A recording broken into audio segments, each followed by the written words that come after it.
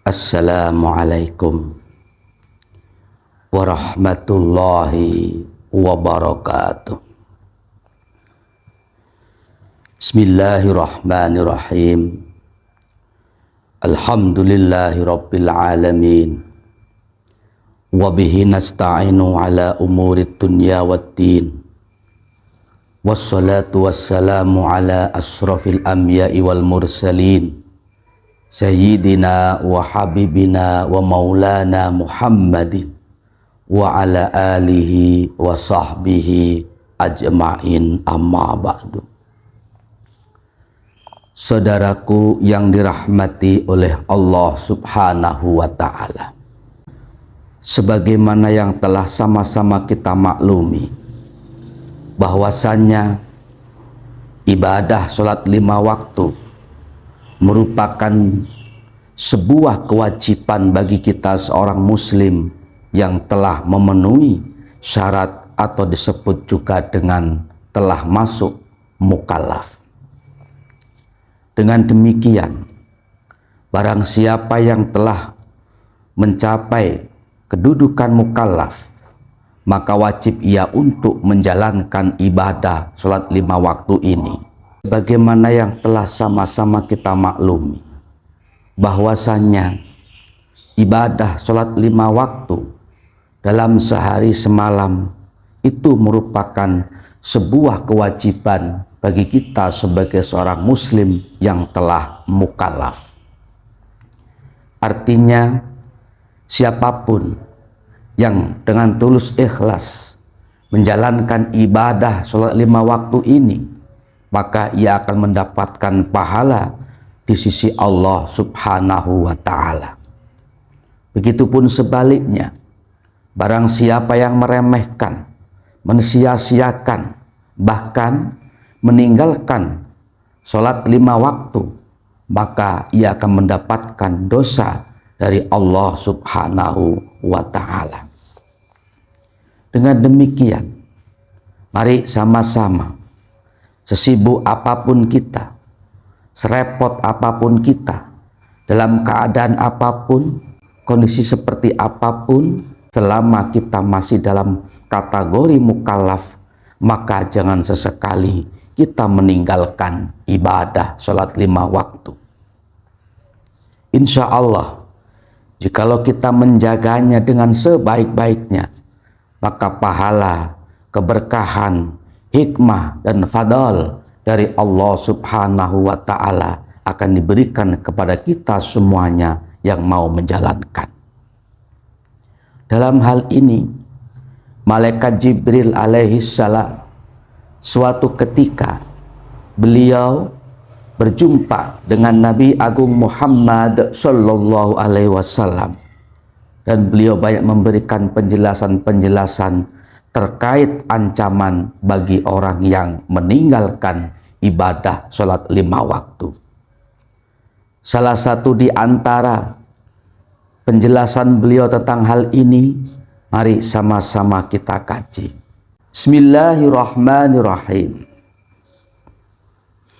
Tarikus sholati, orang yang meninggalkan sholat, yudha'afu, itu dilipat gandakan, lahu baginya, apa al-azabu, siksa, difaini, dengan lipat 2 kali, wayati, dan ia akan datang, yaumal kiamati, di hari kiamat, waqad hulat, sungguh telah diikat, yadahu, kedua tangannya orang yang meninggalkan sholat, ila unukihi, sampai lehernya, wal malaikatu, sedangkan para malaikat, yadribunahu, mereka menghajarnya, memukulinya, watuftahu, dan dibukakan, lahu, untuk orang yang meninggalkan sholat, jahannamu, neraka jahannam,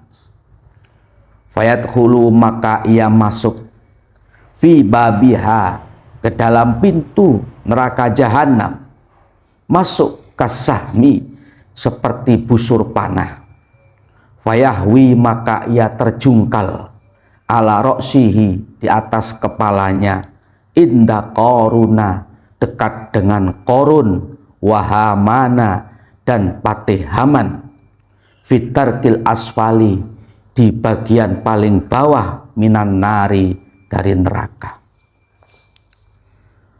Dalam penjelasan tersebut, malaikat Jibril alaihissalam memberikan sebuah keterangan kepada beliau. Rasulullah SAW akan bahaya, dampak bagi orang yang meninggalkan ibadah sholat 5 waktu. Di situ disebutkan tarikus sholati yudha'afu lahul adzabu, yudha'afu lahul adzabu difaini. Nabi Muhammad, bahwasannya orang yang meninggalkan sholat, ia akan dilipat gandakan azabnya, siksanya dengan 2 kali lipat ganda. Bahkan ketika sampai hari kiamat, orang yang meninggalkan sholat ini, dia akan diikat dengan rantai, diikat oleh malaikat-malaikatnya Allah, diikat dengan rantai, 2 tangannya sampai ke lehernya.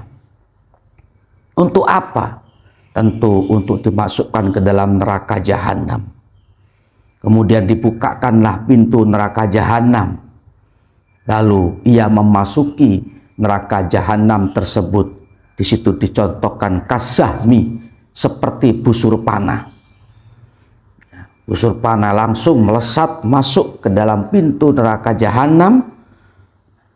Terjungkal ia, terjungkal kepalanya terlebih dahulu. Di mana terjungkalnya? Di neraka bersama Qarun dan juga Patih Haman. Na'udzubillah, summa na'udzubillah min dzalik.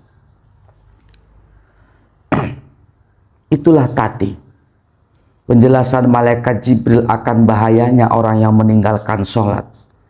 Dalam artian siapapun yang berani meninggalkannya, maka sama saja ia mendaftarkan dirinya masuk ke dalam neraka jahanam bersama Qarun dan juga bersama Patih Haman. Tetapi sebaliknya, manakala orang tersebut menjaganya dengan sebaik-baiknya, maka insya Allah dia akan terhindar daripada azab siksa neraka jahanam dan akan dimasukkan ke dalam surganya Allah Subhanahu wa ta'ala. Dengan demikian, wahai saudaraku dimanapun berada, mari sama-sama dalam keadaan apapun, kondisi apapun, ya, jangan sampai sesekali kita berani-berani meninggalkan sholat, karena itu merupakan sebuah perintah dari Allah Subhanahu wa ta'ala. Sayangi diri kita, kasihi diri kita masing-masing dengan menjaganya. Karena jikalau kita mensia-siakan, itu artinya kita tidak menyayangi diri kita masing-masing. Tetapi jikalau kita menjaga dengan sebaik-baiknya sholat 5 waktu ini, artinya kita menyayangi diri kita, dan insya Allah akan mendapatkan keberkahan dan pahala yang besar dari Allah Subhanahu wa ta'ala. Perlu kita ketahui bahwasanya sebesar apapun amal ibadah kita kepada Allah, itu tidak akan mempengaruhi akan kedudukan, keagungan dan kerajaan Allah Subhanahu wa ta'ala. Andai kata kita taat pun juga semua penduduk bumi, penduduk langit semuanya taat pada Allah, menghambakan diri, beribadah kepada Allah, itu sedikit pun tidak menambah kemuliaan dan kerajaan Allah. Begitupun sebaliknya, andai semua penduduk bumi, penduduk langit itu semuanya ingkar, kafir, maksiat, durhaka semuanya, itu pun sedikit pun tidak akan mengurangi kedudukan, keagungan kerajaannya Allah Subhanahu wa ta'ala. Artinya apa? Kebaikan yang kita jalankan, ibadah yang kita lakukan, hakikatnya, manfaatnya kembali kepada kita semuanya. Begitupun juga keburukan, kemaksiatan, kemungkaran, kezaliman yang kita lakukan, itu hakikatnya, dampaknya, madorotnya pun juga kembali kepada kita semuanya. Saudaraku yang dirahmati oleh Allah Subhanahu wa Ta'ala, sedikit yang Al-Fakir dapat sampaikan. Namun demikian, mudah-mudahan dapat menjadikan tambahan ilmu yang berkah, yang manfaat fitini wa dunya hatal akhirah. Amin amin ya rabbal alamin. Terima kasih atas perhatiannya. Mohon maaf apabila ada salah dan kurangnya. Wallahul muwafiq ila aqwamit thoriq. Assalamualaikum warahmatullahi wabarakatuh.